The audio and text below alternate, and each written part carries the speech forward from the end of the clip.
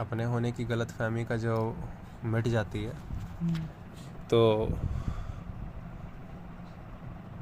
फिर अपूर्णता का भाव खत्म हो जाता है कि मेरे अंदर कोई कमी है, क्योंकि मैं है ही नहीं।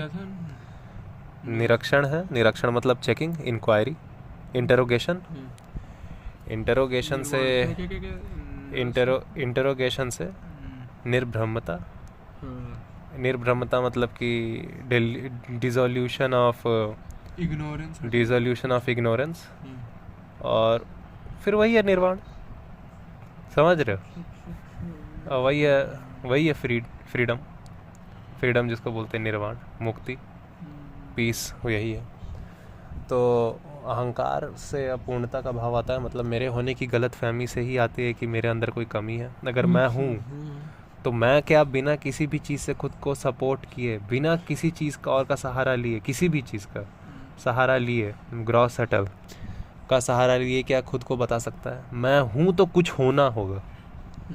अगर मैं है तो उसका कुछ ना कुछ प्रॉपर्टी होगा।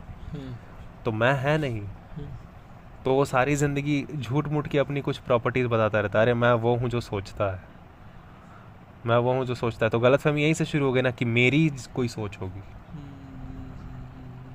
अगर मैं हूँ जो सोचता है तो मेरी कोई सोच होगी। हाँ हाँ। तो वो अपने आप को प्रकृति से अलग कर लिया यहाँ पे अल्टीमेटली, कि एक प्रकृति है और एक मैं हूँ। मैं वो हूँ जो प्रकृति को कंट्रोल कर रहा है।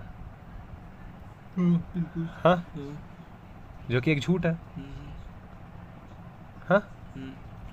और अगर मैं अलग हूँ प्रकृति से तो मैं जो चाहूँ वो इच्छा मांग सकता हूँ। हाँ, बिना ये जाने कि जो मांग रहा है, हाँ, वो मैं है ही नहीं, वो शरीर है। मैं नहीं है, वो शरीर है। और इस भेजे को एक्चुअली गलत फहमी है कि मैं नाम की इसमें कोई, हाँ, प्रकृति से बाहर की चीज़ को इसमें एग्जिस्ट करती है। हाँ, प्रकृति के परे मैं है, ये इसको गलत फहमी है।